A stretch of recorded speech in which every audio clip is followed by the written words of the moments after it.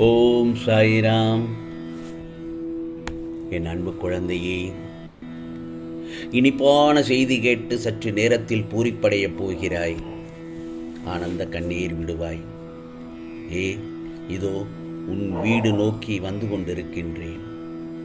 உன் சாயப்பாவை வரவேற்க தயாராக இரு. எப்படி இந்த காரியத்தை நடத்தப் போகிறேன் என்று கண்ணீர் மல்க என் பாதத்தில் விழுந்து அழுந்தாய் அல்லவா? அழுக வேண்டாம் என் செல்லமே, பொறுமையாக இரு. இதோ நீ அழைத்த நேரத்தில் உன்னிடத்தில் வந்துவிட்டேன், இனிப்பான செய்தியோடு. உன் காரியத்தை நல்லபடியாக முடித்து தரப்போகிறேன். உனக்கு வேண்டியதையெல்லாம் தந்து உன்னை வழி நடத்தி செல்ல உன் சாயப்பா நான் இருக்கின்றேன். உன்னை எந்த சூழ்நிலையிலும் கைவிட மாட்டேன். ஆனால் நீயோ, சாயப்பா, நான் உழைக்கிறேன், முயற்சி செய்கிறேன், பின் ஏன் என்னால் வெற்றியை அடைய முடியவில்லை என்றுதானே என்னிடத்தில் கண்ணீர் மல்க கேட்டுக்கொண்டிருக்கிறாய். என் செல்லமே, உன் உழைப்பும் முயற்சியும் உண்மைதான். ஆனால் எப்படி வெற்றியை கிடைப்பதற்கு நீ அந்த பூக்களை பறிப்பதற்கு சில முட்களிலும் காயப்பட்டுத்தான் ஆக வேண்டும். நிச்சயமாக உன் சாயப்பா உன்னை நல்லபடியாக உயர்த்தப் போகிறேன். எப்படி? படிப்படியாகத்தான் உயர்த்தப் போகிறேன். அந்த சமயத்தில் உன் கைதான் மீண்டும் ஓங்கப் போகிறது. உன் ஆசைகள், எண்ணங்கள் அனைத்தும் மீண்டும் நிறைவேற்றித் தரப்போகிறேன். எல்லாவற்றையும் நிறைவேற்றுவதற்கு உனக்கு பக்கபலமாக உன் சாயப்பா நான் இருப்பேன் எப்பொழுதும். பிறகுவார் உன் வாழ்க்கை வளமாகும். புரிகிறதா என் செல்லமே? நீ எந்த ஒரு சமயத்திலும் என்னை, உன் சாயப்பா உன்னோடு இருக்கிறேன் என்பதை உணர்வுபூர்வமாக உணர்ந்து கொண்டுதான் இருக்கிறாய்.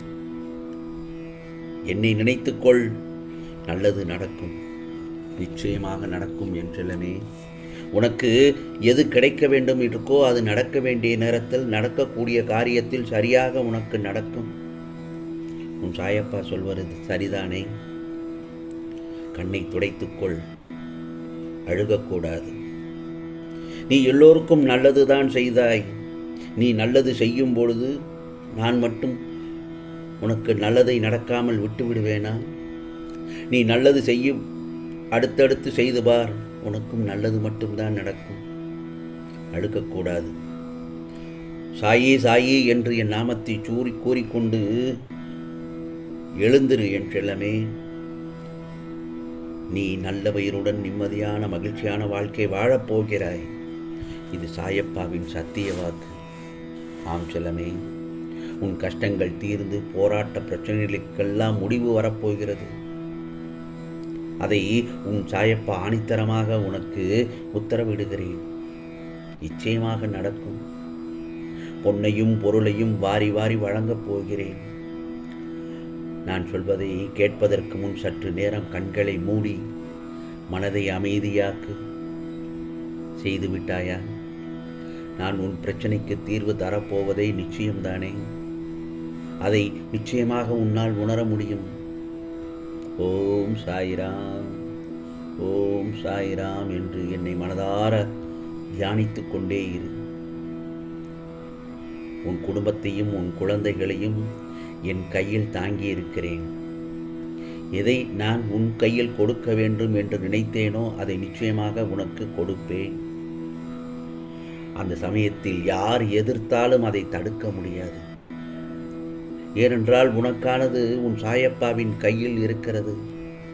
அதை நானே உனக்கு தக்க நேரத்தில் உனக்கு தருவேன் என்பதில் சந்தேகமே வேண்டாம்.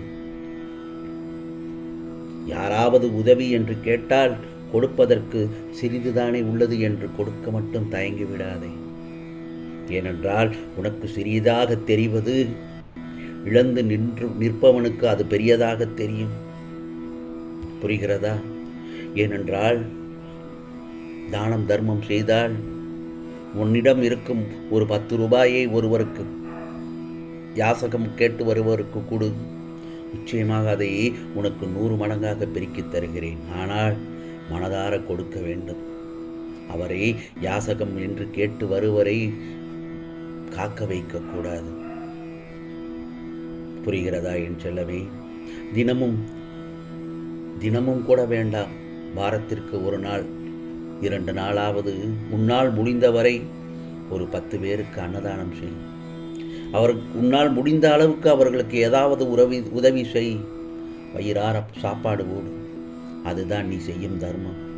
அது உனக்கு ஒரு புண்ணியத்தை தேடித்தரும் என் செல்லமே. நான் ஒன்று சொல்லட்டுமா? என் செல்ல பிள்ளை, உன்னிடத்தில் நிறைய திறமைகள் இருக்கிறது. அந்த திறமைகளை எல்லாவற்றையும் வெளியே கொண்டு வா. கண்டதையும் போட்டு குழப்பாமல் உன் திறமையை முதலில் வெளியே கொண்டு வந்தால்தான் உனக்கான திறமை என்ன என்பது இந்த உலகத்துக்கு தெரியும். அப்பொழுதுதான் நீ வெளிச்சத்திற்கு வருவாய். உன்னுடைய திறமை இந்த உலகத்திற்கு காண்பித்த பிறகு நீ வெற்றி வாகை சூடுவாய். திறமைகள்தான் நிச்சயமாக உன்னை மாற்றுகிறது. அதே நேரத்தில் தோற்றுப்போ, என்ன சாயப்பா தோற்றுப்போகச் சொல்கிறார்கள் என்று நினைக்க வேண்டாம். தோற்றுப்போ, தவறில்லை. தோற்றாலும், எத்தனை முறை தோற்றாலும் இனி நீ வீழ்ந்து விட மாட்டாய். புரிகிறதா என் செல்லமே? அதனால்தான் எந்த ஒரு தைரியத்தை வளர்த்து கொள்ள வேண்டும். முதலில் நீ என்னிடம் கேட்ட விஷயம் தாமதமாக நடக்கின்றது என்றால் அதில் ஓர் அர்த்தம் உண்டு. உன் பிரச்சனைகளை எல்லாம் தீர்க்கத்தான் நான் நேரம் எடுத்துக்கொள்வேன். ஆனால் நீ முழு நம்பிக்கையோடும் பொறுமையோடும் இருக்கும் நேரம்தான் இது. தேவையில்லாமல் சாயப்பா பிரச்சனையை தீர்ப்பாரோ மாட்டாரோ என்று குழம்பி தவிக்க வேண்டாம். அந்த சமயத்தில் உன் மனம் தடுமாறும். என் நாமத்தை சொல், நல்லதொரு மாற்றம் வரும். முடிந்தவரை என்னிடத்தில் பேசும் பழக்கத்தை ஏற்படுத்திக்கொள். அப்போதுதான் நீ தனியாக இருக்கும் உணர்வு மறையும். புரிகிறதா? உனக்குள் உள்ள கடன் சுமைகள், பண நெருக்கடி, தினசரி தேவையை பூர்த்தியாகாமல் துன்பத்துடன் நாட்கள் நகர்கிறது என்று நீ வேதனைப்படுவதை நான் பார்க்காமல் இல்லை. ஆனால் நீயோ உன் சாயப்பா கண்டுகொள்ளவில்லை என்று நினைத்து என்னை திட்டுகிறாயா? சிறிது நாட்கள் வீட்டில் அமர்ந்து லட்சுமி கடாட்சத்தை உண்டாக்குவேன், கவலைப்படாதே.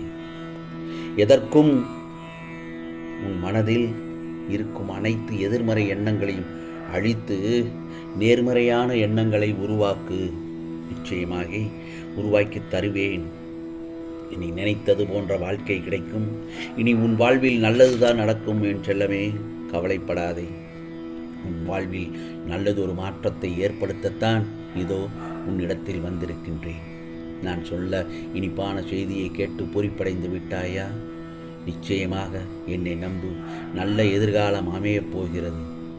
உனக்கானதெல்லாம் நிச்சயமாக நல்லதே நடக்கும், நல்லதே நடக்கும். ஓம் சாயிராம், ஓம் சாயிராம். ராம்ஜி அருள் கிடைக்கட்டும்.